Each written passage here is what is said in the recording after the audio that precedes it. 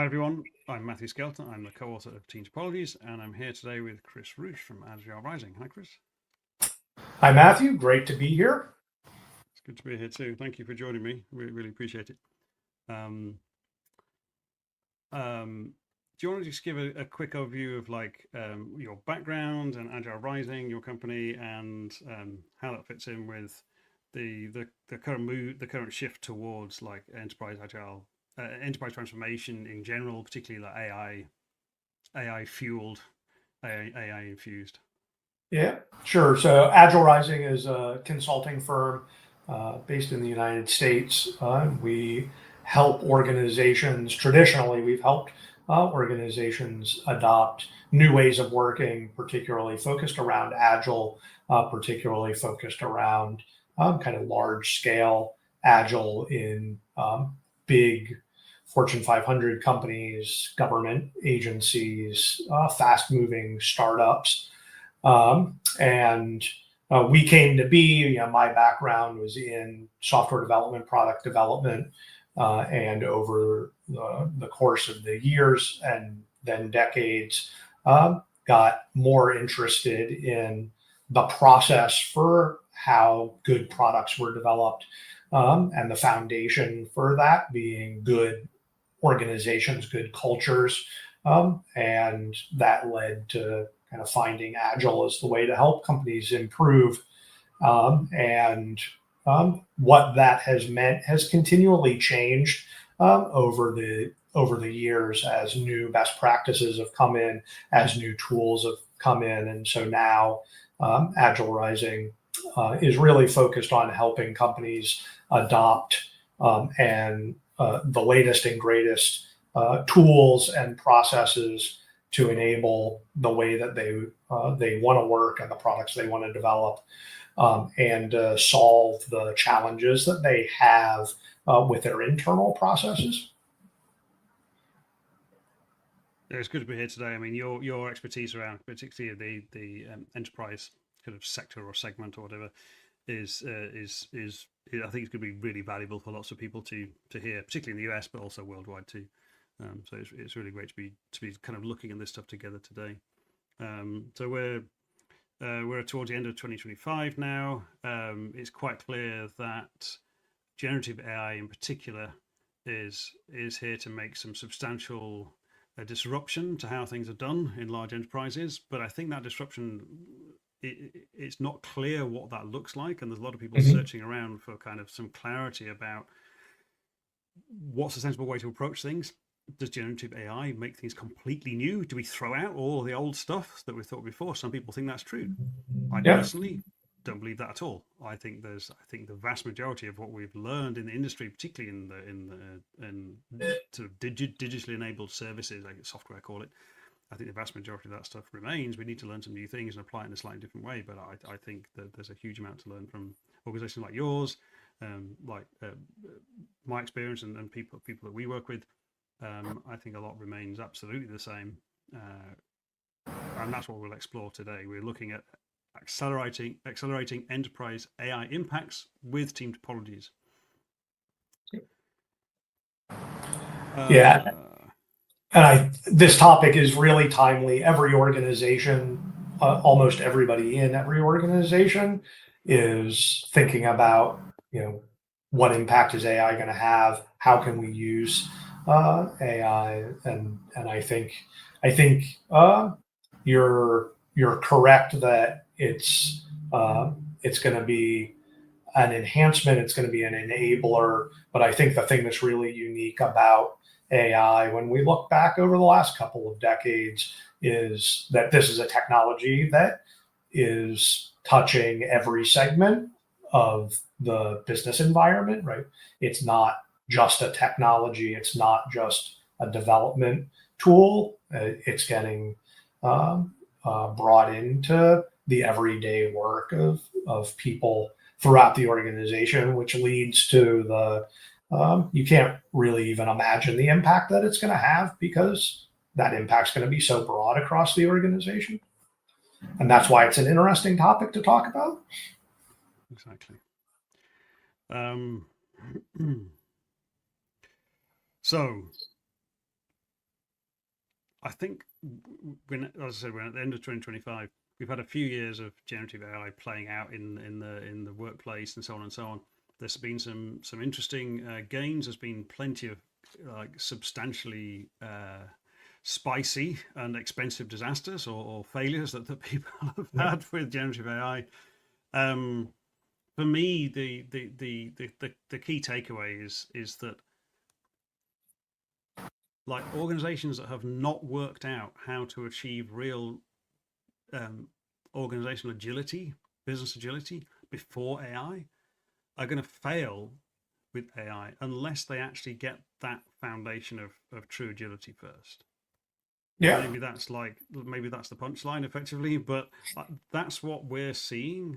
I think it's probably the same for you, but that's what we're seeing. Like you can't expect AI somehow magically to transform your organization if you've already got some stuff in there which is incredibly ineffective, lots of handoffs, all this kind of stuff.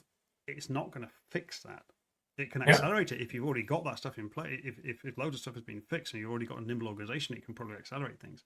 But it's not somehow magically going to get you out of that tar pit, that swamp of kind of highly coupled, like very slow decision making. Yeah. Fair. Yeah.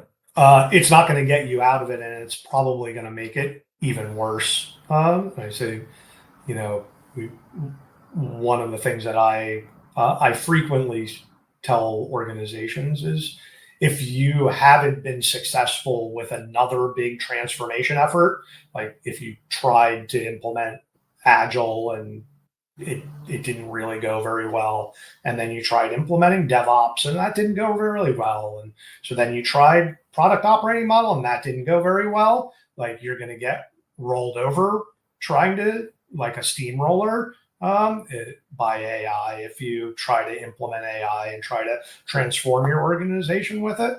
And the reason that that's the case is because those fundamentals aren't there, right? If you have the inefficiencies, the things that prevented previous process improvement efforts, or your architectural problems with your products, AI is just going to compound them, and it's going to let people go faster. It's going to let the organization move much faster, but that's going to be moving faster in the wrong way, right? It's going to be creating more problems. It's going to be amplifying problems instead of solving them, unless you really apply the focus to identifying the inefficiencies and getting down to implementing good processes, good agile, lean processes,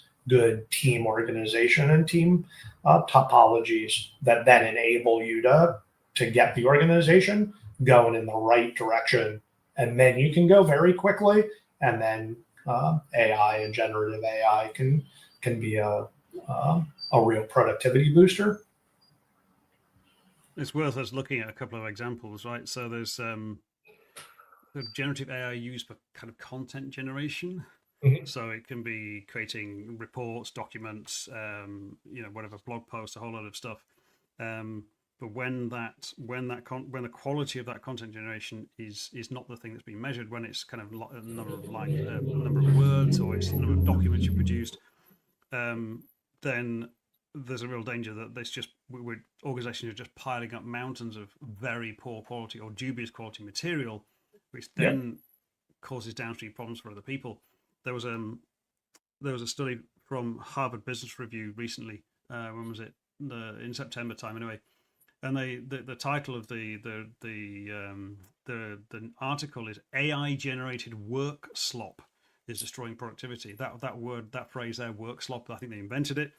But this idea basically that if people are measured on the number of documents they produce, then guess what? They're going to use AI to produce loads and loads of documents. They're not going to really care about the quality, or at least it's secondary. Does that help with value delivery? Almost certainly not. Like, and there's a similar problem with organizations using AI to generate code, as in software. The number of lines of code is not the best measure of value from software by any means. It never has been, and now it's quite clear. Just because you can generate 1 million lines of code, is it any good? Like, does it meet any user needs? Does it meet any business needs? who knows, right? But that's the kind of the bad version. If you're already incentivizing people in the organization to focus on lines of code or focus on number of documents, Yep. then you're not going to succeed with AI. Like, that's just going to make that whole problem way worse. Yeah. And this has been one of the big challenges with Agile for decades, right? Measuring teams with story points and velocity, and what are the outputs, instead of looking at what's the value creation, what are we actually generating, and what impact is it having. So it's if you don't have that value focused kind of key performance indicators and measuring what's going out into your users' hands, if you don't already have that, just piling on more of those kind of bad metrics are going to encourage bad behavior, which encourages poor quality, and ultimately measuring the wrong thing. There's clearly ways to use generative AI in particular to real good benefit. Like, we can rapidly prototype new ideas, we can test out new combinations very easily. If it previously would have taken 2 hours to generate a particular kind of content, and now we can generate that very quickly. We can generate 10 versions of that or 120 versions of that, test them out, and suddenly we're actually getting better quality because we've now got increased confidence that this version of this report or this digital service or whatever, we've got more confidence that that's the version which is actually going to really land because we're properly testing it. Because the cost of generating that artifact is way lower, and therefore and we can automate a bunch of other things. The cost of testing that thing is way lower. That's a good use of it, right? That's a good place to be in. We're getting a rapid feedback loop. We've increased we've reduced the uncertainty around the fit of that thing, content, code, whatever it is. That's increasing value. Effectively, we're increasing the value to the value consumer.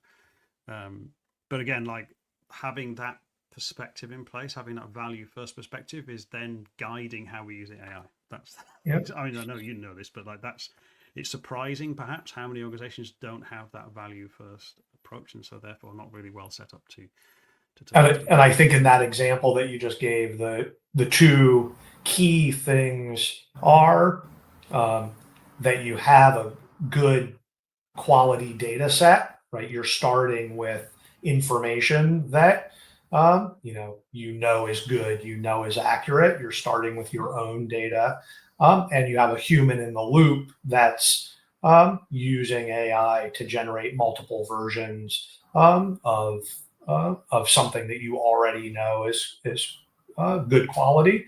So those are some of the fundamental building blocks of using AI well, and not just going out and what's the internet say, or what's an AI tool just making up, and making sure that you're targeting it at the right information. So we see people being very successful in kind of using AI, or organizations in creating AI agents that are going and kind of taking over manual processes that people are doing, comparing this to that, doing quality controller, or taking data, and we're using it all the time in helping companies, helping product managers create product backlogs, right? Take the ideas, take the requirements from a traditional requirements document, get it into a backlog. Works really well for that because you're giving it data that you own and that is good, and then you're reformatting it or doing something else with it. Effectively, it's a kind of translation from one from a set of high quality source data. You're kind of translating it because that's obviously well, maybe it's not obvious. That's the original use of large language models is translation. We should make that clear, right? We maybe talk about a little bit more about it later.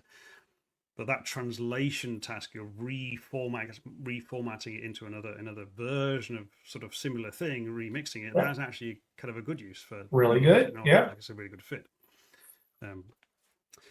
maybe it's a good time to talk about these kind of things a little bit more depth. I mean, around governance. So you mentioned about the kind of high quality of the data. That's one aspect of governance, but there's a whole bunch of different things. Kind of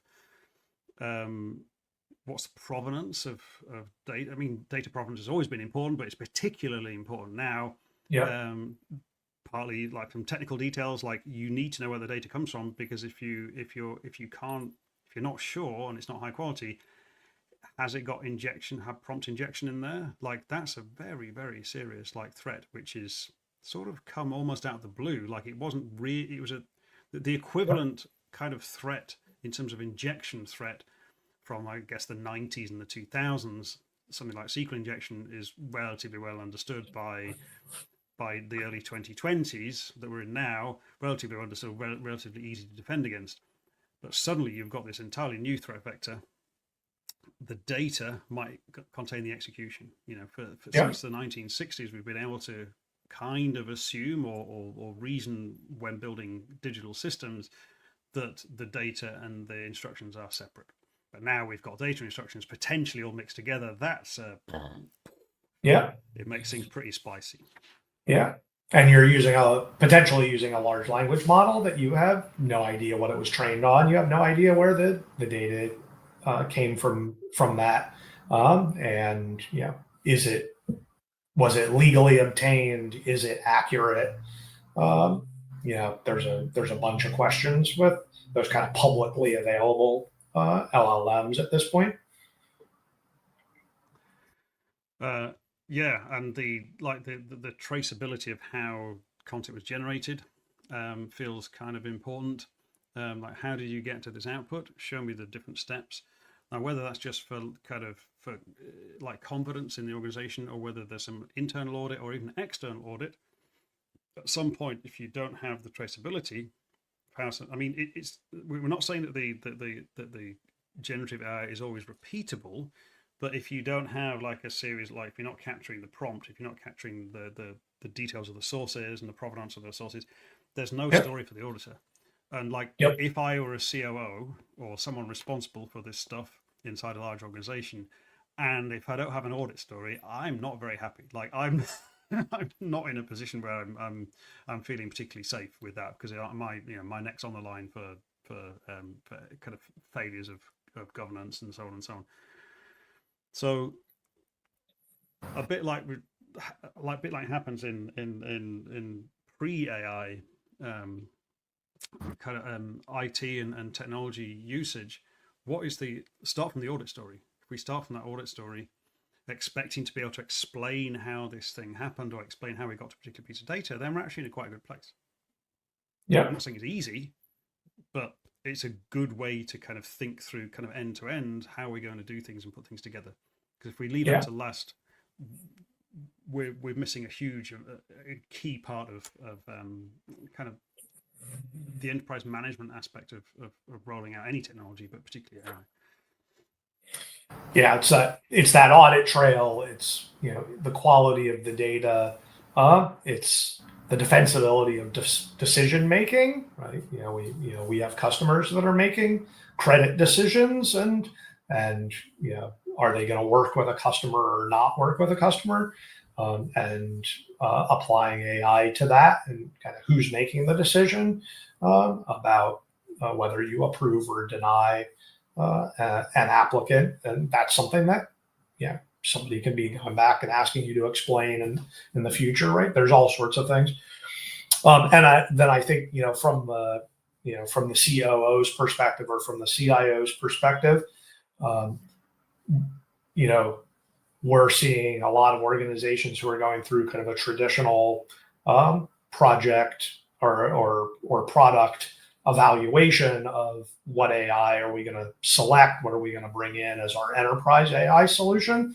But at the same time, you have people in all sorts of other parts of the organization who are just using AI off the shelf, or it's coming baked into a product that they already have. And so it's creating something very similar to the shadow IT problem that happened in the early 2000s and the rise of cloud computing. And suddenly you're every department is picking the solution that works best for them, or is most tailored to their part of the organization, which is potentially great. But now you're not just looking at what's the provenance of that data, what process is going into the quality of the AI for just one AI tool or one LLM. You're now looking at it for many, but 10, 20 different products that might be getting used, and how do you stay on top of those? So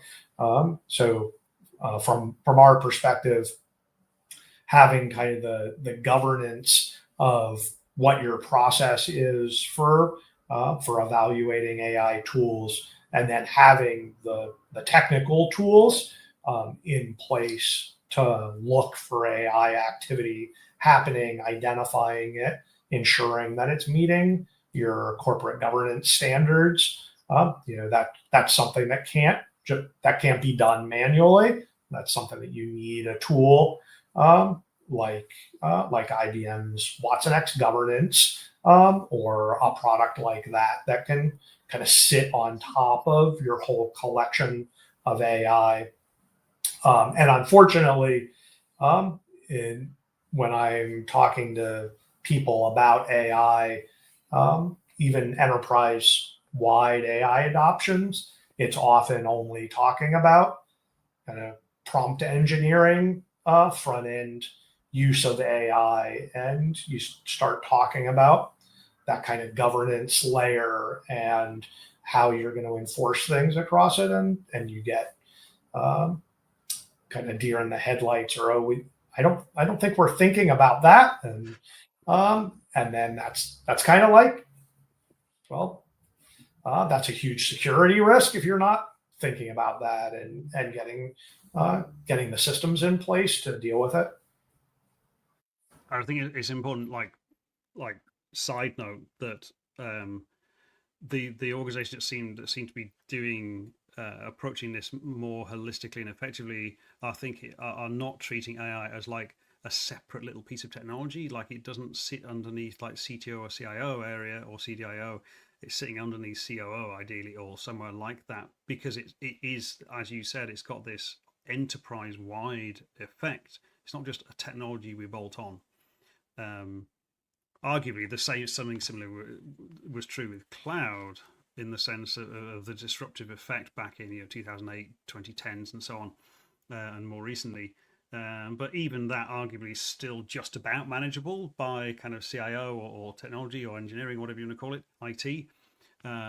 But I think it's quite clear that generative AI in particular, although it technically is an IT, it's a digital product, it's a digital capability, siloing that off into technology feels like the wrong thing to do. Like, it quite clearly has it's threaded, the capability is threaded throughout the entire organization, like as you said, like in every business process.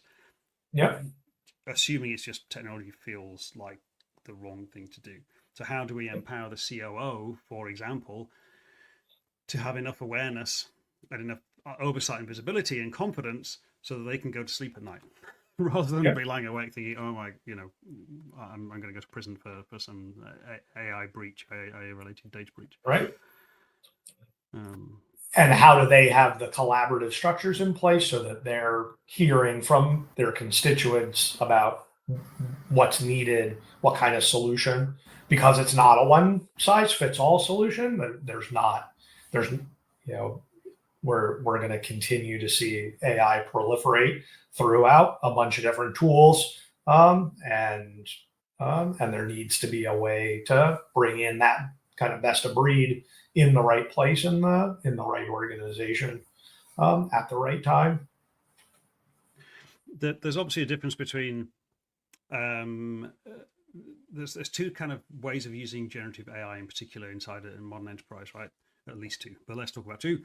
One is, well, let's use some kind of AI tools out of the box, whatever they might be. It might be a prompt type tool, it might be a code generation tool, it might be, I don't know, all kind of different tooling, but they're kind of, you're using the tool. But there's a different class of use of generative AI, which is like, we're going to, as part of that first type is actually code generation. We're using AI to write some code, traditional code, effectively, that then executes in a normal way. Yep. The second version, though, is actually like building solutions and products that they are themselves AI enabled. So there's some sense of like generation or non-predictability and so on and so on. Those two feel, I mean, obviously they're related, but they feel somewhat separate in terms of like how we might approach them, I think. Yeah. But I know that you've got more experience than I have recently in this space. Like, it'd be interesting to see to hear what you see in the kind of in the industry about how organizations are approaching these two different types of AI adoption. And I'll say there's even a third, which is kind of process automation and kind of replacing manual processes.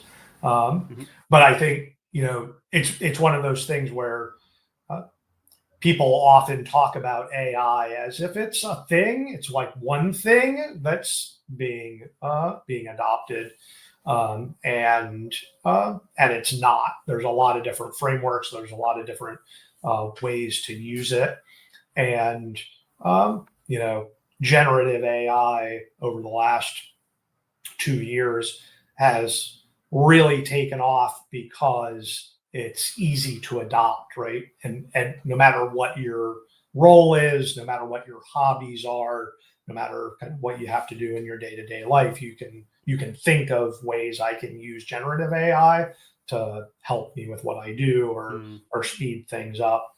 And for a lot of people, that's what AI means right now. It's how can I use it in my job to speed up what I do, or to make my job easier, to free me up to do other things.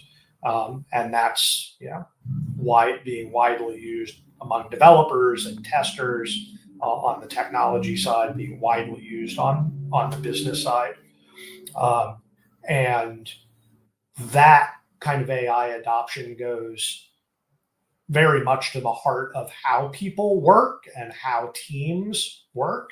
That it's if we're significantly speeding up the way that we can do things, what impact does that have on the rest of the other people we work with and how things flow to others, and so that becomes really interesting from kind of an agile process and from a team topologies perspective. The other is really a product management function, right? You're building AI into your products. You're either building new AI, new products based on AI, or what we see with most of our customers is they have existing products and they're thinking about how can we add AI into that, and in large part that. That's kind of a traditional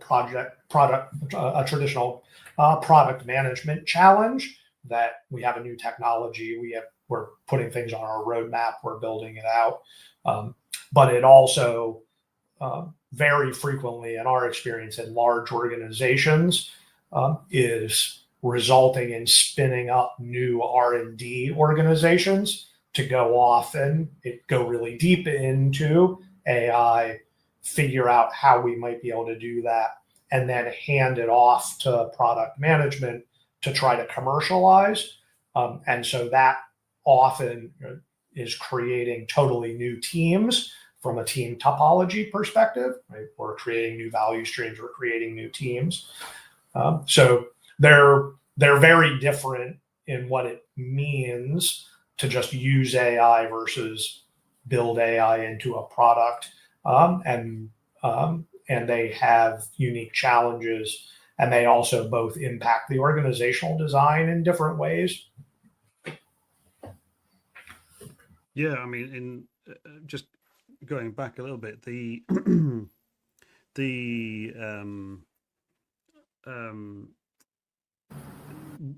like we said before, like AI, generative AI in particular, is amplifying kind of good and bad, existing good and bad practices or approaches. If we're now in a position where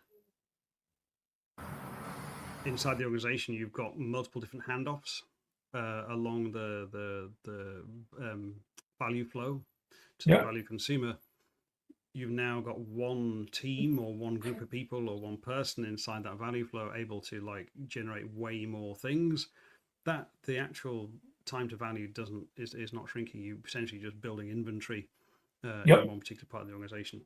So again, that's kind of why I think the Team Topologies principles we're thinking about organizing for value flow. So like, what are the actual flows of value inside the organization already, or what could they be, and organize around that as a starting point, combined with thinking about cognitive load. So the way in which we're going to use generative AI is to reduce extraneous cognitive load on the teams that are sitting inside those value streams. And that simple combination of organize for value flow and thinking about cognitive load, to my mind, has served really well for guiding use of all kinds of different technologies kind of prior to generative AI, and also, to be honest, up to a point, guides the use of like, how are we going to use generative AI, like what we're going to use it for.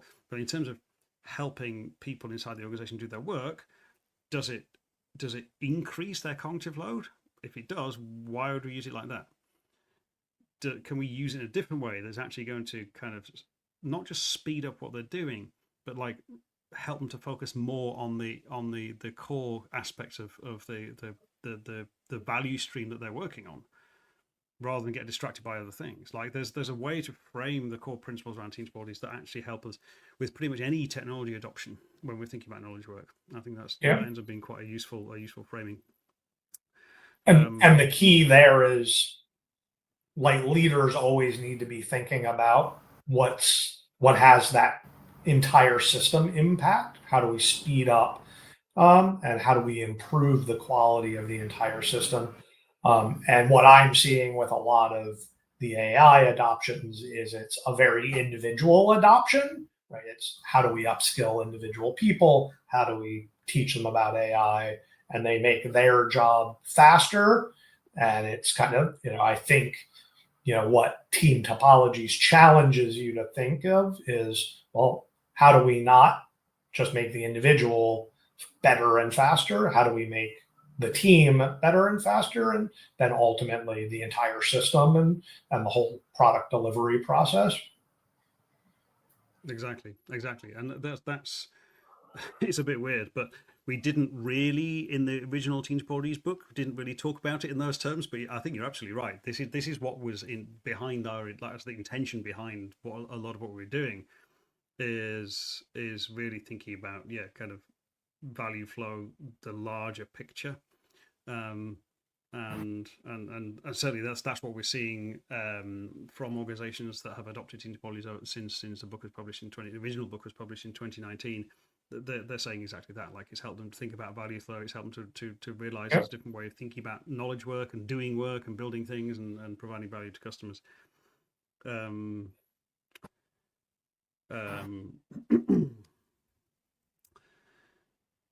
I think there's an interesting phrase that came out on some LinkedIn discussions a few months ago. A few of us was kind of talking about generative AI and the challenges, particularly agentic AI, so AI agents, so AI with some degree of autonomy and decision making or whatever. Someone who's an AI product manager or product manager expert, or AI product expert, his name is Stuart Winter-Tier. He's based in the UK. He reread Team Topologies earlier in 2025, and he had kind of a big light bulb moment. And he ended up saying that, I'm paraphrasing here, but ended up saying that Team Topologies is like the infrastructure for agency. Like the rules and the principles and then the guidance we've got in the Team Topologies book are there to kind of empower groups of originally people to do useful work. But it turns out that actually the same principles around good boundaries for value flow, kind of limiting the scope of what we focus on, and so on, like decoupling, all this kind of stuff, turns out that actually works pretty well for AI agents too, because effectively it's knowledge work. We're doing the same kind of work. It might be humans, it might be AI agents, it might be a combination, but we don't want to accidentally couple together concepts that are not supposed to be coupled together. We don't want to be creating a huge tangled mess of dependencies which are very difficult to diagnose and pull apart later. Like, having some principles for how we organize work. It works for humans, and it seems to work for AI agents too. And it was really interesting to see that. And this is not me saying this is someone who's an AI product expert. Yeah. Like reflecting reflecting on what Team Topologies is providing. It's like this almost like foundational. I don't know if you call it like a meta language for how work happens, particularly when we're focused on value flow. And I think there's a lot to explore there. And in the next few years, and this is one of the things I'll be focused on in over the coming years, is exactly like how that actually works. Are there some frameworks we put in place for AI agents? Like, are there some new team shapes or patterns or language or concept? I don't know. Like this, we'll see what comes out. But so far, the fundamental Team Topologies kind of principles and shapes and so on seem to hold pretty well. Well, and it makes sense, right? Because when you think about artificial intelligence, you want your artificial intelligence to behave the way people behave, and you want it to, kind of follow some of those same rules and conventions and those sorts of things. And I think, it's also well known that the way your teams are structured influences the way the work is done, which influences the way your systems are designed. And so if we want well-architected systems, well-architected software products being created, then we need to have well-architected teams.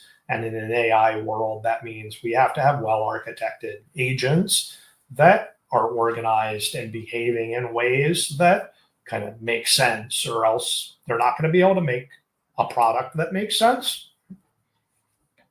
I think it all logically ties together, and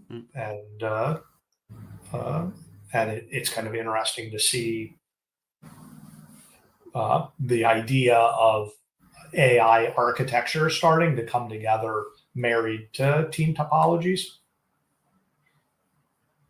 Absolutely. I think it's a really interesting space to be involved in, like the combination of these two things. Okay, so let's head towards wrapping up. It looks like towards the end of 2025, when we're talking, the route to success with AI transformation is to get the fundamentals right. It's about trust boundaries. It's about empowered teams. It's about good technical practices, good nimble governance that accelerates value flow. To be honest, that stuff all sounds like the kind of stuff that, well, you in particular, have been doing for quite a long time. Yeah. It's nothing particularly to do with AI, right? It's foundational agility for the organization.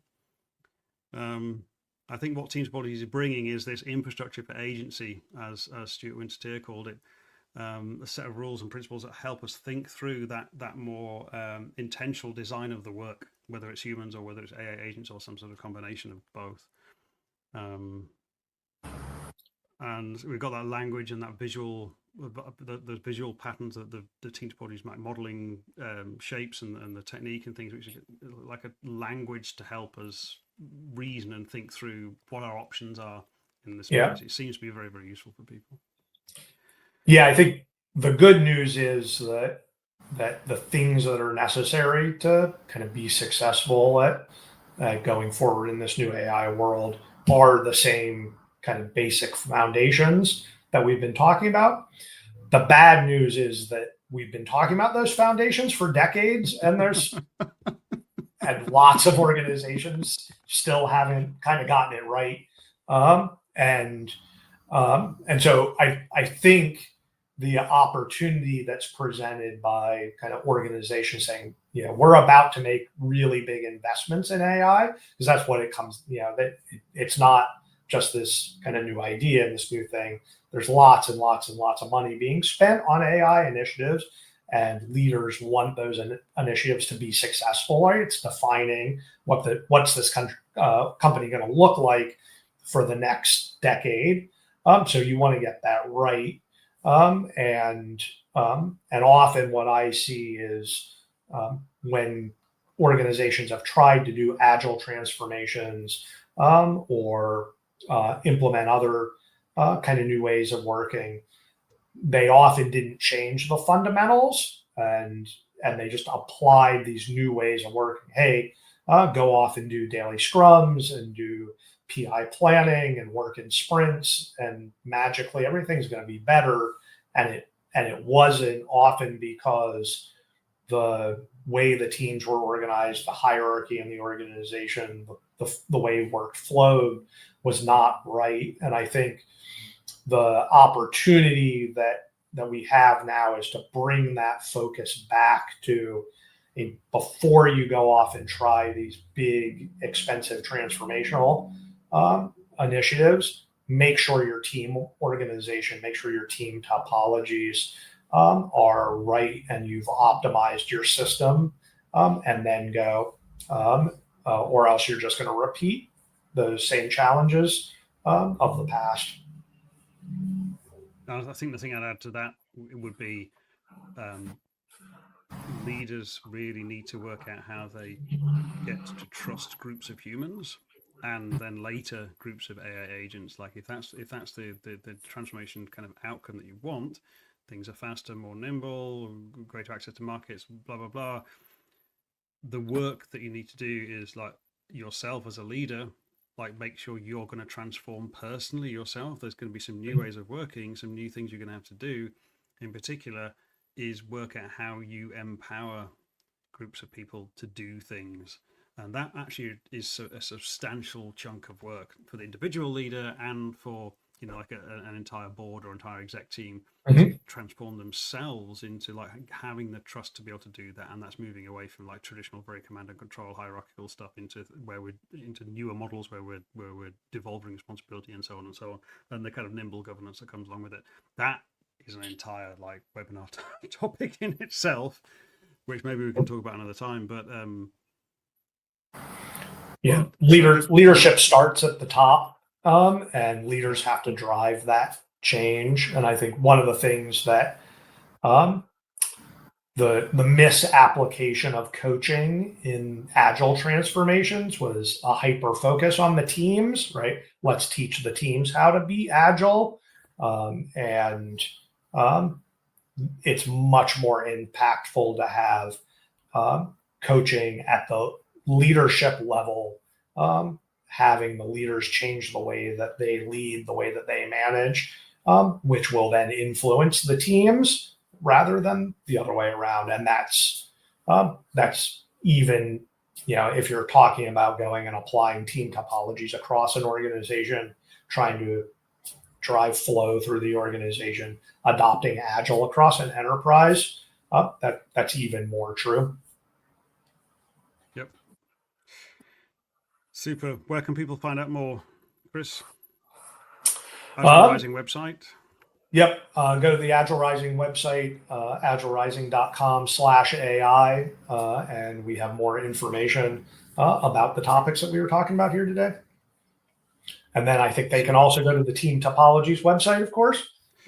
Yes, we've got lots of options now around enterprise transformation. If you go to teamtopologies.com/scale, you'll find all of the options there that are designed to help large organizations adopt team topologies in particular, but these kind of techniques more generally through training, learning, a book purchase. So you can buy like 1,000 copies of the Team Topologies book and have them delivered worldwide, free shipping, and so on and so on, and work with our Team Topologies partners in our partner network worldwide too. So we're setting things up for substantial positive outcomes for organizations that are moving in this direction and looking to use Team Topologies. It's worth saying, like, Agile Rising is one of the core Team Topologies solution partners, so it's great to be working with you on this, Chris. Thank you very much. But we're at Team Topologies, we're on a mission, a genuine mission to make work more effective and more humane for everyone using Team Topologies principles. That's what drives us. And if you're considering or already embarked on some sort of AI transformation, we genuinely think that Team Topologies is a key part of that approach. So get in touch and look forward to working with you. Chris, thank you so much. Thank you for joining me. Yeah. Thank you, Matt. It was a wonderful conversation. That's good. So let's jump into the Q&A.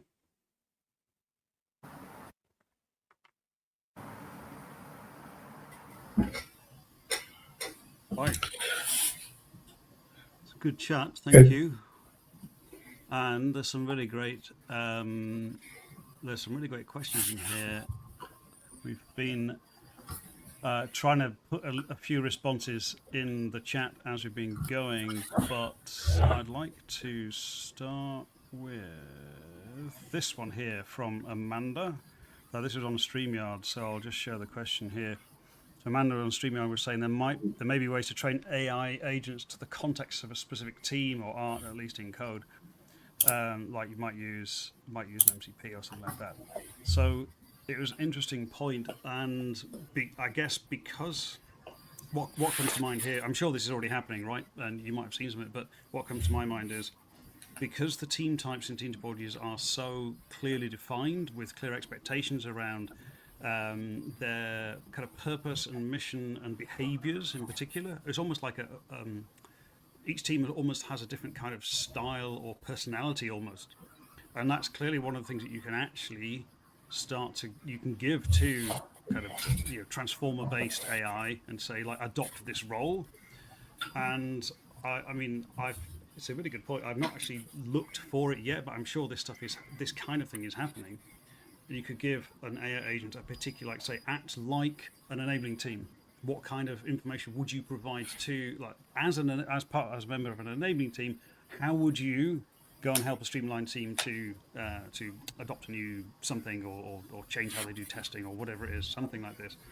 Have you seen stuff in that space? Is that stuff you're working on, or have you heard about it? Like, what does that look like? Yeah, we're absolutely doing that, and we have customers who are doing it, and it takes a couple different forms. I think, kind of thinking about that as what kind of team are we? We're doing it a lot as part of our kind of role-based coaching, right? As a product manager or as a product owner, AI can be very useful in helping prepare a backlog and prepare user stories and help ideate and do research around customer needs. That's very different than like what a Scrum Master might be using in order to facilitate things. It's very different than what developers or testers are going to be using for their kind of work. So you kind of have that kind of role-based use of AI and agents that are kind of helping specific roles. It's very logical to extend that to specific kinds of teams. But the other is what's the industry, what's the nature of work that they're doing. So kind of very common to be using agents, or even kind of in Chat GPT, you can create projects that bring together a group of people, and it's learning from that context of that particular team and can help generate more targeted responses based on the problems trying to be solved, the industry, and those sorts of things. So 100%. That's how people should be thinking about kind of using these agents to target in on the specific workspace that they're in. If I were developing an agentic or AI-based tool to help kind of operationalize some of the Team Topologies ideas, I'm not doing that right now, by the way, but it sounds quite fun to do it. The kind of thing I'd be thinking through would be, okay, so we've got this idea of collaboration mode versus something as a service, of the two different interaction modes there, or two of the three interaction modes. And if you've got a platform providing services out, typically you'd want to start with collaboration mode to discover something, and then you can offer something as a service. Now, let's say you plug into Slack or Teams or some other like chat interface, and you're able to, or perhaps into Jira or some other ticketing tool, and something like an AI-enabled tool can detect the fact that there's lots of back and forth negotiation and confusion and discussion around how this service works, for example, then that agent could prompt the teams involved to say, hey, it looks like you're having a lot of conversation around this. Like, it should be really easy to consume this thing as a service, but it looks like that's no longer the case. Yep. We recommend you switch into collaboration mode. like a Team Topologies collaboration mode, like deliberately carve out the time for the next like 2 or 3 days, just go and like thrash out the detail, like work out how this service should now work, switch into collaboration mode, like with all of the associated expectations about behavior. And then once you've discovered how that service should now work, switch back to as a service mode, or once a service has been provided or updated, you can switch back to just providing and consuming. I can definitely imagine, I'm sure it's already been worked on, tooling that embodies the Team Topologies principles like that, but just prompts and makes it easier for people to just get started like that, rather than having to wait for a human to notice it. Actually, if lots of the communication is going via digital tooling, maybe an AI agent can prompt for that. So there's a free business idea for anyone who wants to like implement the Team Topologies principles in agentic approach like that. But I'm sure that will emerge over the next few years. I without a doubt, I'm sure that's going to be a thing. So Amanda, thank you so much. That was a cool question. I think let's have a look. Did you have one to zoom into, Chris? I think Juan just put one in. Do you think that the industry is shifting from specific framework implementation like SAFe to a tailored set of practices based on frameworks and practices of AI?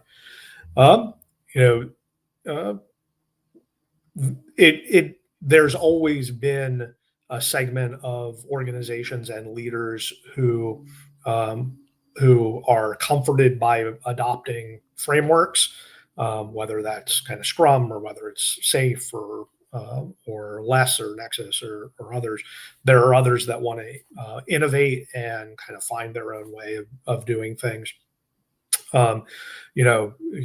Certainly over my career and with Agile Rising, we've been involved in lots of big scale SAFe transformations. There's still organizations that are interested in that and still adopting that. And using that as kind of a platform to also drive AI adoption. But we also have organizations out there that, adopted Agile and Scrum more than 20 years ago, and they adopted SAFe 15 years ago, and maybe looking at kind of like, hey, we've got the benefit from that. Where are we going to get the benefit in the future, right? What's the next kind of thing, right? And that's where they're get kind of interested in DevOps is the next thing, or product operating model. And I think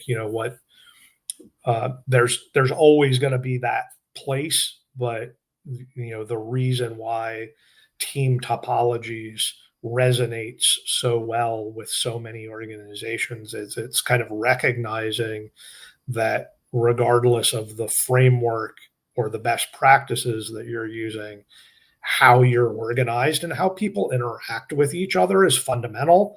And it doesn't really matter what the other practices that you're using are if you don't have that organization and interaction and collaboration happening.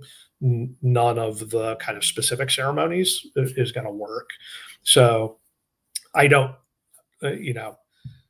there's always going to be interest in frameworks and specific operating models.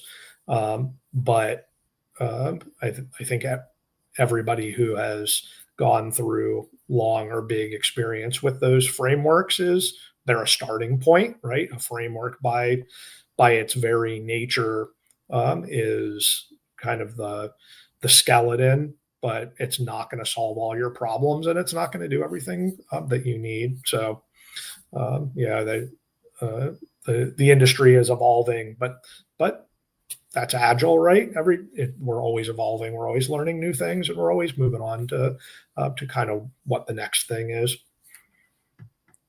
I think I see something similar, and there's obviously like really good success stories with some of these frameworks, and there's some situations where they don't seem to add very much at all. The thing that I've seen, which is actually kind of separate from Team Topologies, really, like Team Topologies feels to me like the architecture for value flow, if you like, or the dynamics for value flow, something like that. But one of the things that we sort of assumed when we were writing the Team Topologies book, so me and my co-author Manuel Pais, one of the things we assumed slightly naively maybe was that loads of organizations have lots of cross-organizational learning. like lots of communities of practice and sharing and internal conferences and a whole bunch of these things. Turns out most organizations have nothing like that. So you might have a framework for delivery, but what you need is an approach to actively diffusing knowledge across the organization, learning very, very quickly, and all the right incentives in place to make that happen. So, I mean, as it happens right now, I'm busy writing, co-authoring a book on exactly this because it's another dimension for success, which is often missing. So I think Juan, I think your point is important, but it's not about should we use a framework or not. It's like if whatever the delivery approach is that we've got in place, whether it's an official framework like SAFe or whatever, or it's something that's more based on principles like Team Topologies, there's something, if you just look at that stuff, there's something missing. You need to have the intentional learning across the organization, which is almost never part of those kind of framework, kind of by design, because the frameworks are focused on delivery. So there's a whole separate dimension which is often missing inside organizations. I think that's something that's really important to acknowledge. Most of these kind of frameworks here don't deal with the intentional sharing and innovation and knowledge diffusion and things which are really needed for success.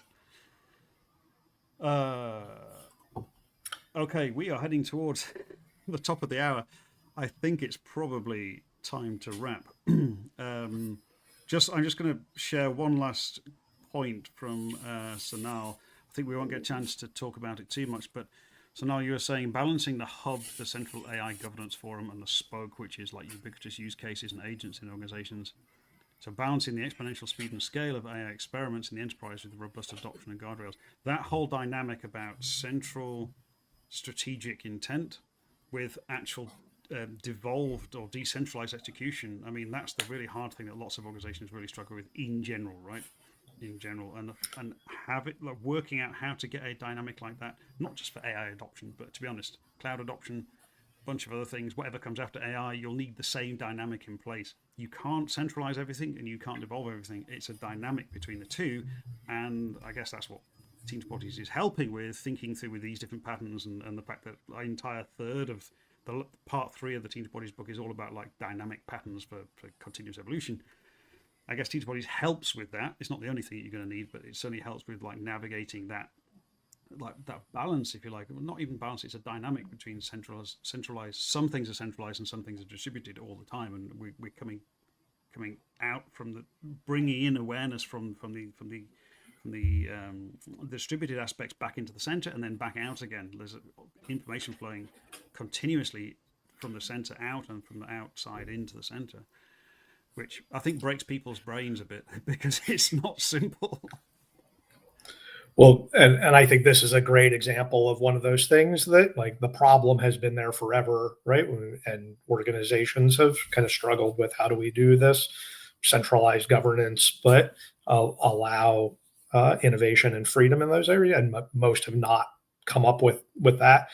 And it is necessary to get that right in order to get the full benefit of AI, because every tool is building AI into it right now. So, we're working with customers that, Salesforce is rolling out AI agents.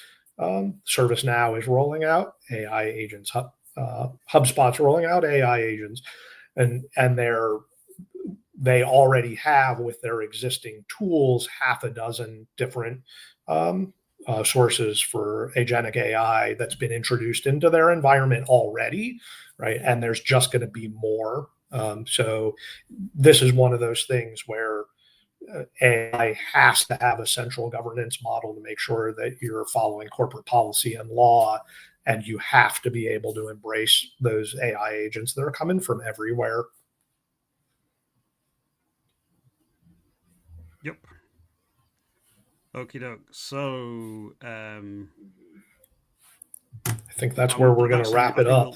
We're going to wrap it, but I think we're going to follow up on that one. I've got a feeling we're going to follow up around kind of governance and AI governance like in 2026. So thank you to everyone for joining. Thanks for all the comments. Really appreciate it. Here is how to get in contact with Chris and his crews, agilerising.com. And here's how to get in contact with Team Topologies, teamtopologies.com/scale. And we look forward to seeing you in our communities and seeing you online and following up on the discussions. Thanks, everyone. Thank you, Matthew. Thank you to everybody for It's attending. been great. Thank you.